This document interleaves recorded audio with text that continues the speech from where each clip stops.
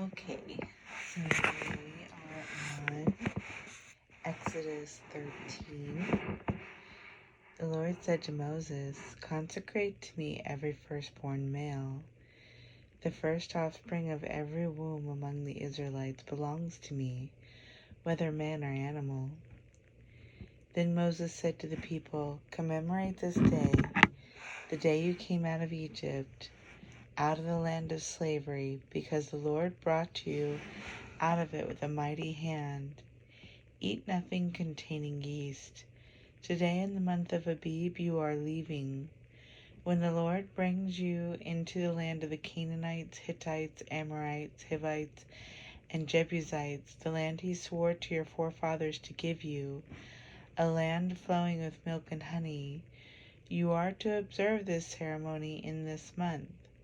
For 7 days eat bread made without yeast, and on the seventh day hold a festival to the Lord.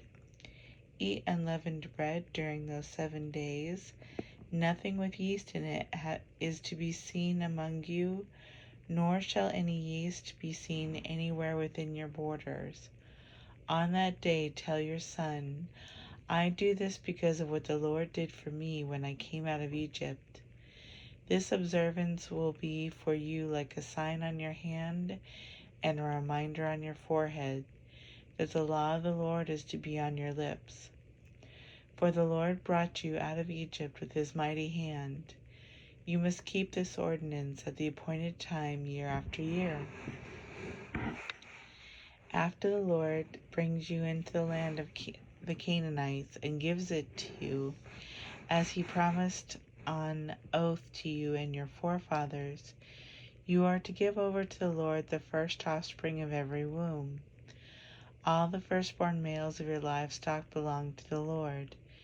Redeem with a lamb every firstborn donkey. But if you do not redeem it, break its neck. Redeem every firstborn among your sons. In days to come, when your son asks you, 'What does this mean?' say to him, 'With a mighty hand the Lord brought us out of Egypt, out of the land of slavery. When Pharaoh stubbornly refused to let us go, the Lord killed every firstborn in Egypt, both man and animal. This is why I sacrifice to the Lord the first male offspring of every womb and redeem each of my firstborn sons. And it will be like a sign on your hand and a symbol on your forehead that the Lord brought us out of Egypt with his mighty hand.'" When the Pharaoh let the people go, God did not lead them on the road through the Philistine country, though that was shorter. For God said, if they face war, they might change their minds and return to Egypt. So God led the people around by the desert road toward the Red Sea. The Israelites went up out of Egypt, armed for battle. Moses took the bones of Joseph with him because Joseph had made the sons of Israel swear an oath. He had said, "God will surely come to your aid, and then you must carry my bones up with you from this place." After leaving Succoth, they camped at Etham on the edge of the desert. By day the Lord went ahead of them in a pillar of cloud to guide them on their way, and by night in a pillar of fire to give them light, so that they could travel by day or night. Neither the pillar of cloud by day nor the pillar of fire by night left its place in front of the people. Then the Lord said to Moses, "Tell the Israelites to turn back and encamp near Pi-hahiroth, between Migdol and the sea. They are to encamp by the sea, directly opposite Baal-zephon. Pharaoh will think the Israelites are wandering around the desert and the land in confusion, hemmed in by the desert, and I will harden Pharaoh's heart, and he will pursue them, but I will gain glory for myself."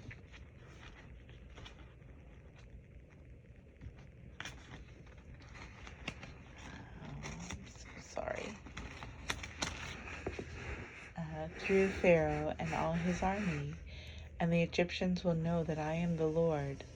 So the Israelites did this. When the king of Egypt was told that the people had fled, Pharaoh and his officials changed their minds about them and said, "What have we done? We have let the Israelites go and have lost their services." So he had his chariot made ready and took his army with him. He took 600 of the best chariots, along with all the other chariots of Egypt, with officers over all of them. The Lord hardened the heart of Pharaoh, king of Egypt, so that he pursued the Israelites who were marching out boldly. The Egyptians, all Pharaoh's horses and chariots, horsemen and troops, pursued the Israelites and overtook them as they camped by the sea near Hahiroth, opposite Baal-zephon. When Pharaoh approached, the Israelites looked up, and there were the Egyptians marching after them. They were terrified and cried out to the Lord. They said to Moses, "Was it because there were no graves in Egypt that you brought us to the desert to die? What have you done to us by bringing us out of Egypt? Didn't we say to you in Egypt, 'Leave us alone, let us serve the Egyptians'? It would have been better for us to serve the Egyptians than to die in the desert." Moses answered the people, "Do not be afraid.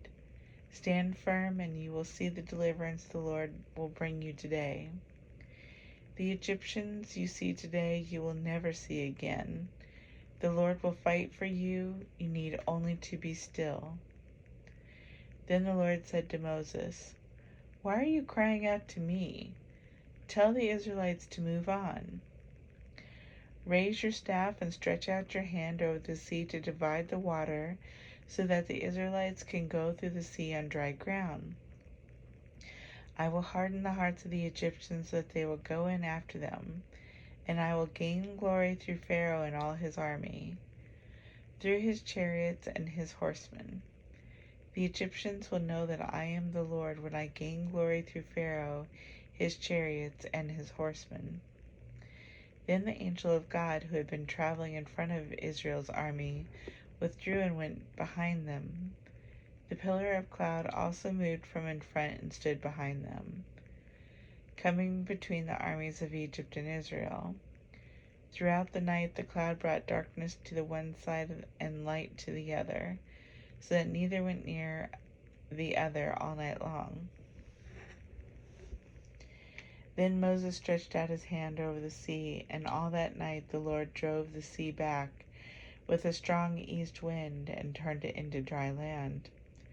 The waters were divided, and the Israelites went through the sea on dry ground, with a wall of water on their right and on their left.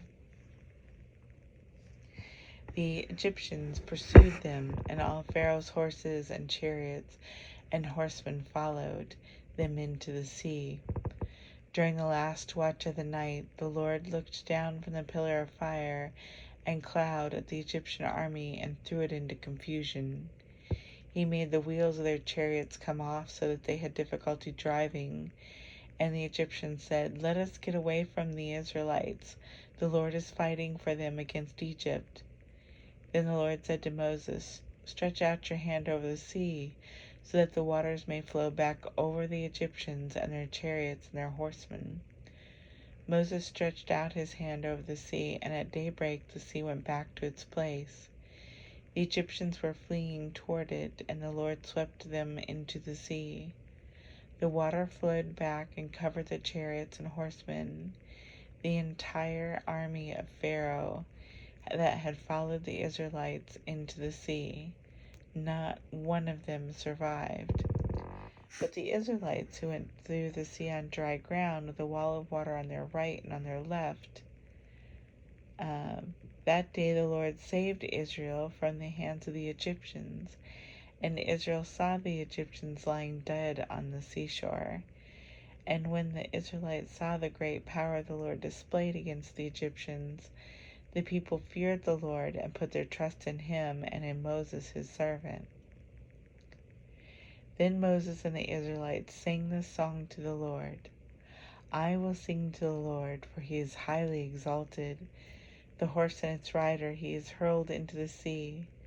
The Lord is my strength and my song. He has become my salvation.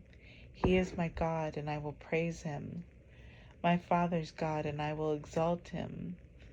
The Lord is a warrior. The Lord is his name. Pharaoh's chariots and his army he has hurled into the sea. The best of Pharaoh's officers are drowned in the Red Sea. The deep waters have covered them. They sank to the depths like a stone. Your right hand, O Lord, was majestic in power. Your right hand, O Lord, shattered the enemy. In the greatness of your majesty, you threw down those who opposed you. You unleashed your burning anger. It consumed them like stubble. By the blast of your nostrils, the waters piled up. The surging waters stood firm like a wall. The deep waters congealed in the heart of the sea. The enemy boasted, I will pursue, I will overtake them, I will divide the spoils. I will gorge myself on them, and will draw my sword, and my hand will destroy them. But you blew with your breath, and the sea covered them. They sank like lead in the mighty waters. Who among the gods is like you, O Lord? Who is like you? Majestic in holiness, awesome in glory, working wonders. You stretched out your right hand, and the earth swallowed them. In your unfailing love you will lead your people you have redeemed. In your strength you will guide them to your holy dwelling. The nations will hear and tremble. Anguish will grip the people of Philistia. The chiefs of Edom will be terrified. The leaders of Moab will be seized with trembling. The people of Canaan will melt away. Terror and dread will fall upon them. By the power of your arm they will be as still as a stone. Until your people pass by, O Lord, until the people you brought pass by, you will bring them in and plant them on the mountain of your inheritance. The place, O Lord, you made for your dwelling, the sanctuary, O Lord, your hands established. The Lord will reign forever and ever. When Pharaoh's horses, chariots, and horsemen went into the sea, the Lord brought the waters of the sea back over them. But the Israelites walked through the sea on dry ground. Then Miriam the prophetess, Aaron's sister, took a tambourine in her hand, and all the women followed her. With tambourines and dancing, Miriam sang to them, Sing to the Lord, for he is highly exalted. The horse and rider he has hurled into the sea. Then Moses led Israel from the Red Sea, and they went into the desert of Shur.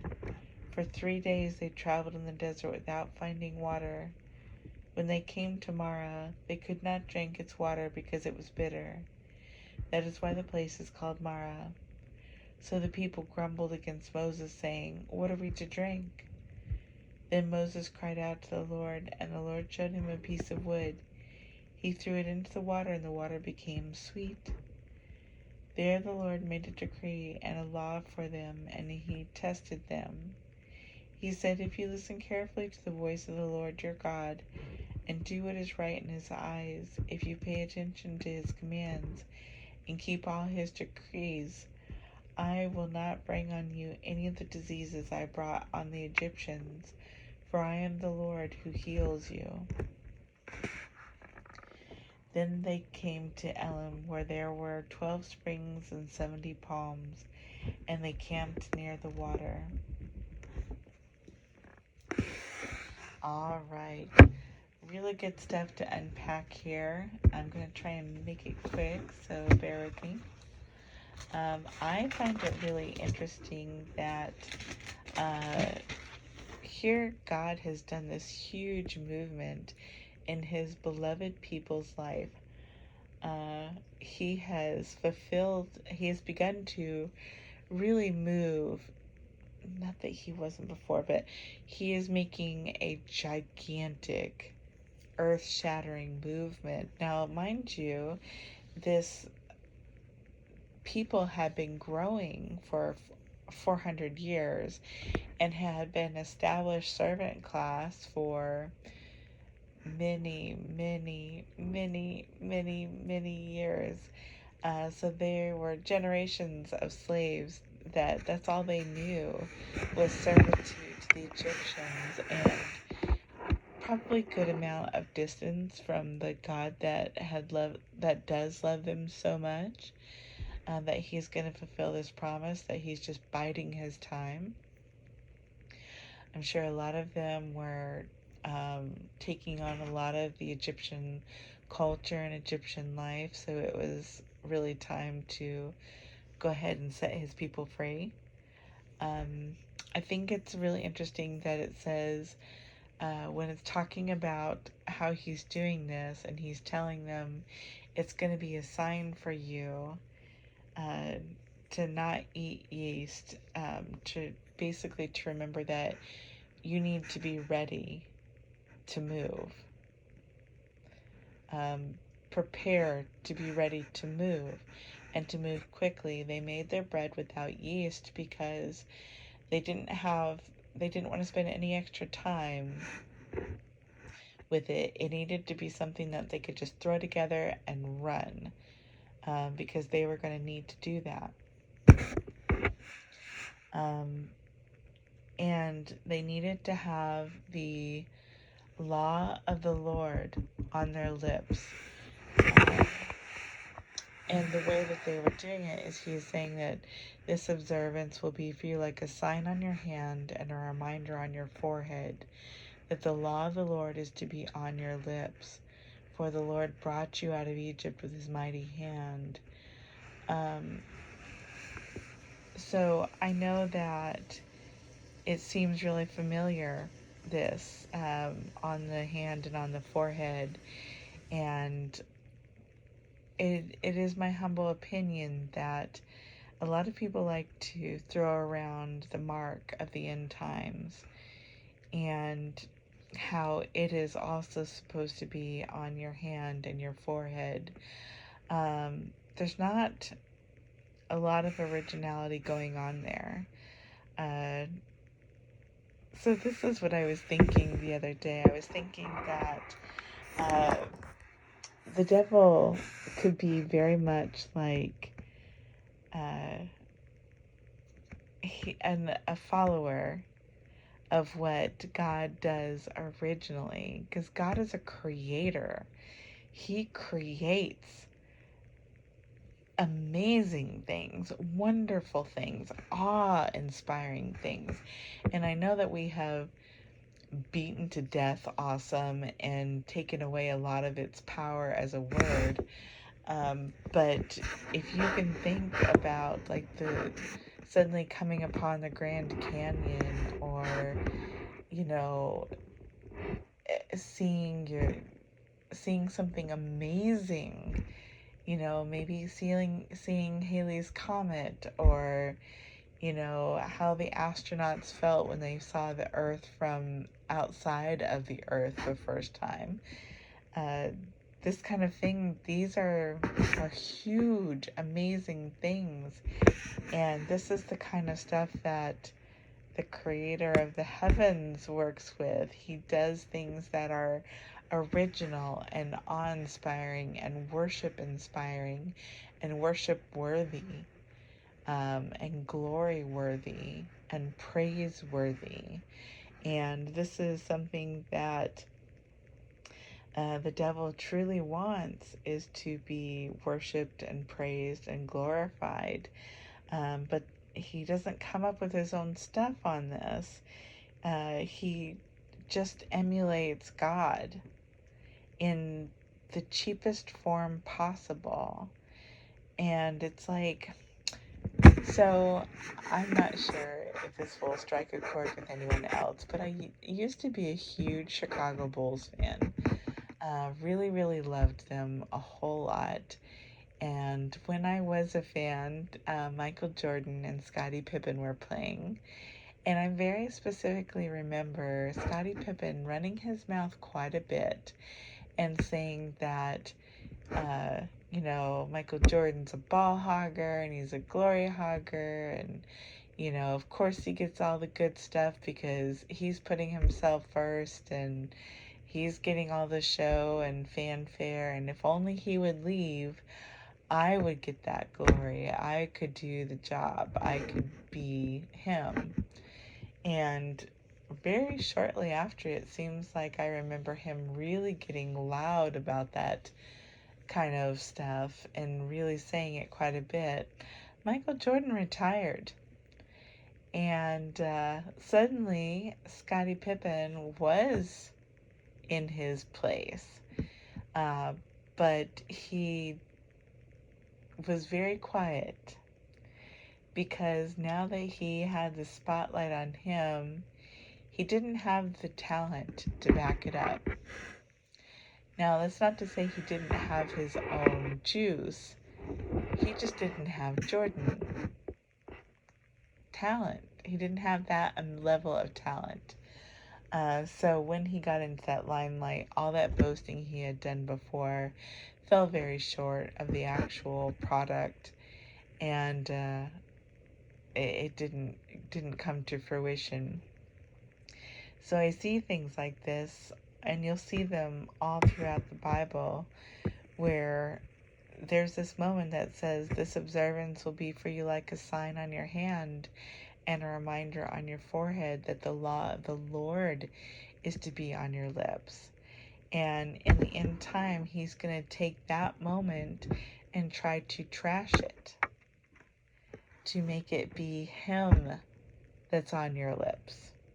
That his law, his words, his whole spiel, and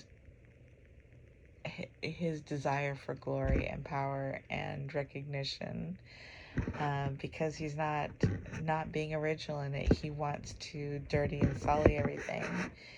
And I know that everybody seems to keep pointing out things that they think are going to be this mark, and I don't think it's going to be a sneaky thing. I could be wrong. I just don't think it's going to be a sneaky thing. I think that in this instance that it'll be something that you have to know what it is and accept it. I don't think it's going to be a sneaky thing. Anyway, moving on. I think it's amazing, here you have this chase scene, this ancient chase scene. You have this giant pillar, and some of the thing of reading it out loud is that now I can see it happening in my head. When you're kind of just reading it on paper, it's print on a page and it can fall flat, even though it's this incredible story. So if you can take a step back for a second and think about how you have hundreds of thousands of Israelites running through the desert, trying to outdistance these Egyptians who are pursuing them. So you have them, they're eating on the run, they're, trying to keep moving forward, to keep moving day and night. They're exhausted, they're grumbling, they're dirty, they're hungry, they're thirsty. They have this gigantic column of fire or this gigantic column of smoke in front of them, this very visual display of God's awesome power, that he's there. And this is human heart. This is the human heart that even while they have this gigantic display of the actual God there, and that he's telling them, "I am with you," very, very visually, they're grumbling and saying, "Hey, I wish you hadn't even, taken us out of Egypt. Why are we doing this? Why are we having to go through all of this? We should have just stayed there and not fled, not have gone anywhere." So they're grumbling pretty loudly. And so you have them getting to the actual sea. Here they come to this huge body of water. There's no way to get across it. So they're in between this gigantic body of water and the Egyptians, who are very surely pursuing them to murder them. that there's going to be a giant battle, and they're having to trust that they're going to be saved. And I like it that the pillar of smoke and fire, there's two of them, the angel of the Lord and the Lord, move so that they are in between the Israelites and the Egyptians, showing again that they are these huge protectant fields for his beloved people.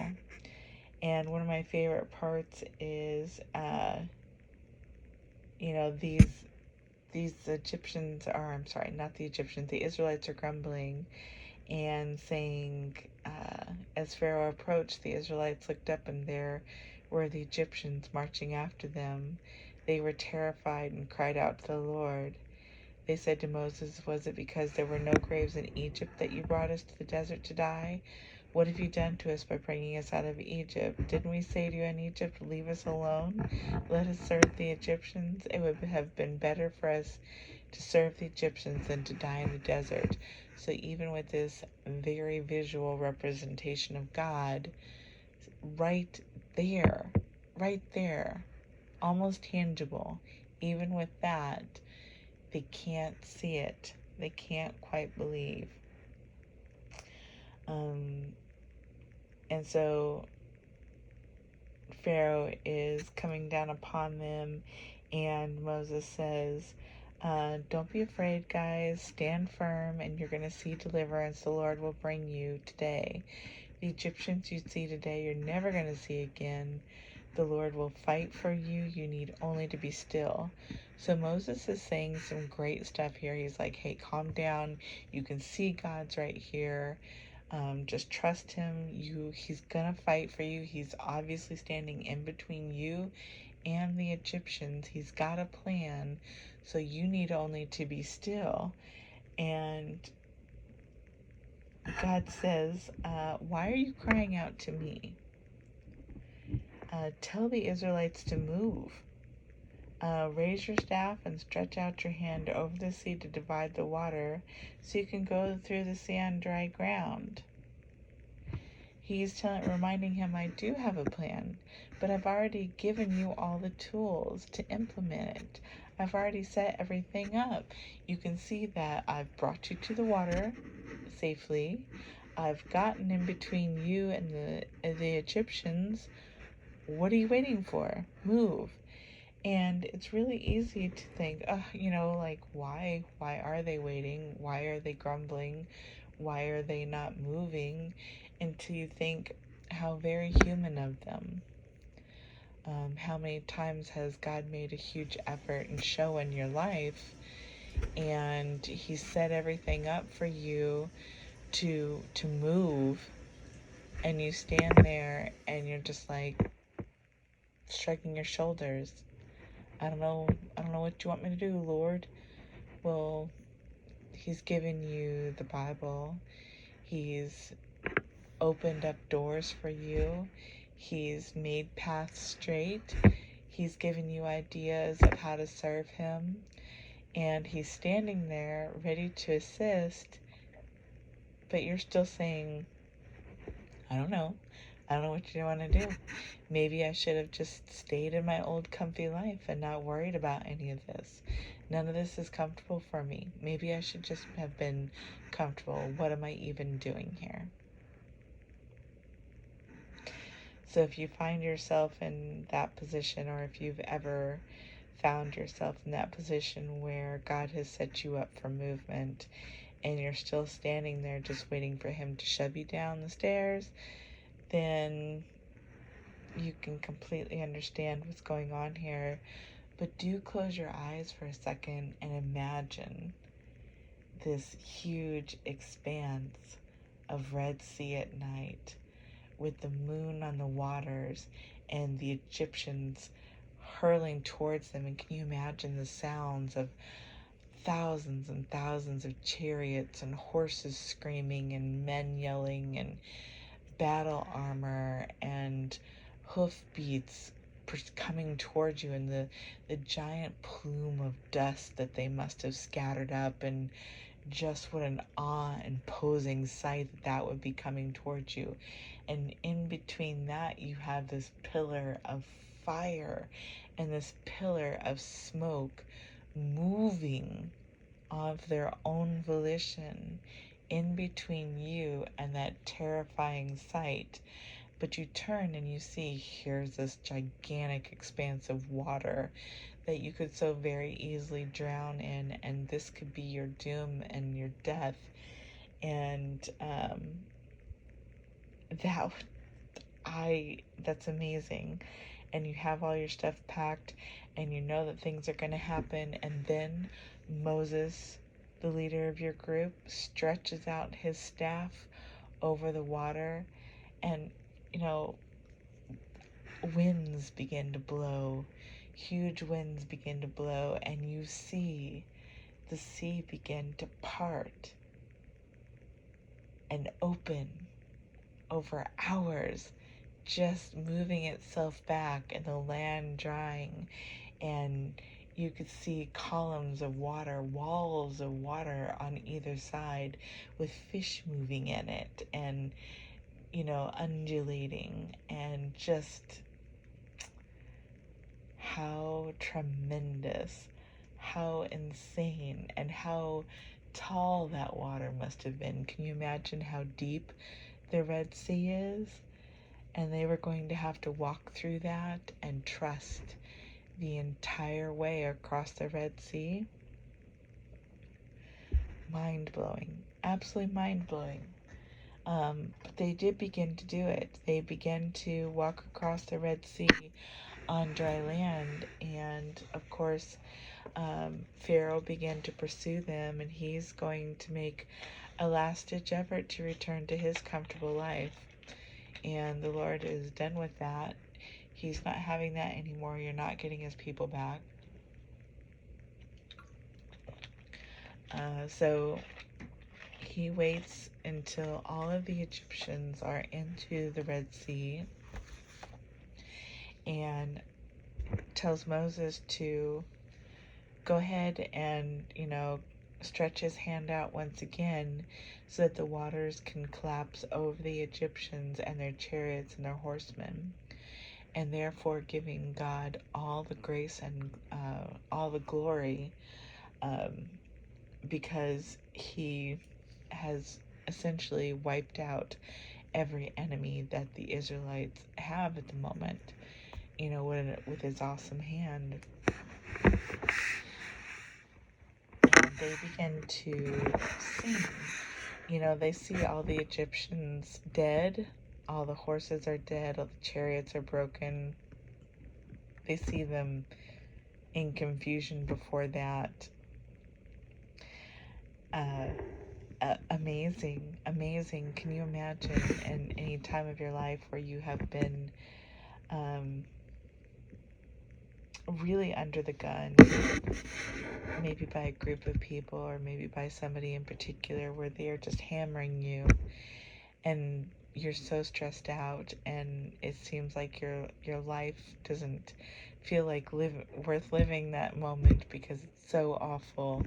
And just, can you think of how it was maybe when that pressure relieved, when you no longer had that anymore, or any incredible stressful moment in your life when that just relieved? They began to sing. They were praising him and singing praise to the Lord because they were set free, their stress was removed, their enemies were deceased, and they were free from that, and now they could just concentrate on worshiping the Lord and on their journey to this land of milk and honey that they were promised. Amazing, absolutely amazing. And one of the first things that they did is begin to complain again. The water was bitter, so the people grumbled and turned against Moses and said, "What are we going to drink? Now what? What are you going to do now?" Um,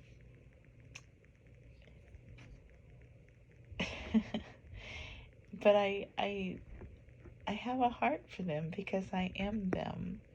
How many times has God rescued me in every little situation or made my life more comfortable or gotten me through a scrape, and the very next moment I find myself grumbling again against him. So really, really good stuff.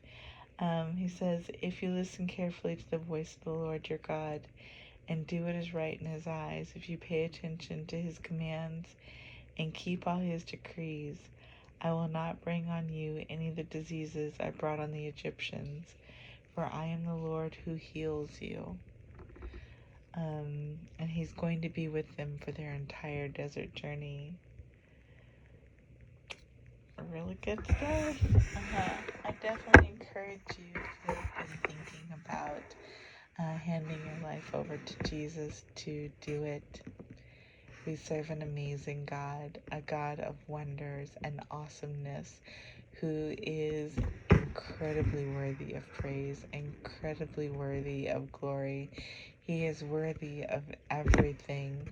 He asks for us to turn to him, to lean on him, and to trust him, because he does have it. He does have a plan. He's got it in his hand, and he will come through. All you have to do is ask him into your heart, and you've started a brand new, amazing journey. That's it. That's all you have to do.